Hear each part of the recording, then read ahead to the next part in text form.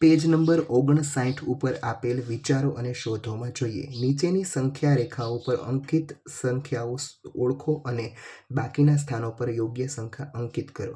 ચાલો સૌપ્રથમ આપણે જોવાનું કે અંકિત સંખ્યા કઈ છે. તો અહીં 2010 છે, અહીં 2020 છે. એનો મતલબ એમ કે 2010 અને 2020 વચ્ચે 2015 હોય. 2010 પહેલા 5 પહેલા 2005, પછી 2000, 1995 અને 1990. એટલે કે 90, 95, 2000, 2005, 10, 15, 20, 25, 30 અને 35. ચાલો હવે નીચે આપેલું છે કે સૌથી નાની શ્રેણી હોય ને તમારે ગોળ કરવાનો. આમાં સૌથી નાની શ્રેણી છે એનો પર ગોળ. ચાલો હવે અહીંયા જોઈએ કે 9996, અહીંયા 9997, એટલે એક એકનો ઉમેરો થયો છે. 9998, 9999, 10,000, 10,001, 10,002. 9996 પહેલા 9995, 9994 અને 9993. સૌથી નાની શ્રેણી કઈ? તો કે 9993. ચાલો એના પછી આપણે જોઈએ સી.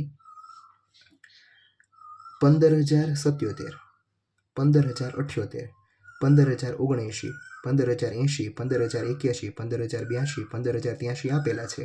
15,084, 15,085, 15,086. આમાં સૌથી નાની સંખ્યા તો કે 15,077. ચલો એના પછી ડી આપેલું છે 86,705. અહીંયા આપેલ 87,705, 88,705, 89,705, 90,705, 91,705, 92,705. 86,705 પહેલા, 85,705, 84,705 અને 83,705.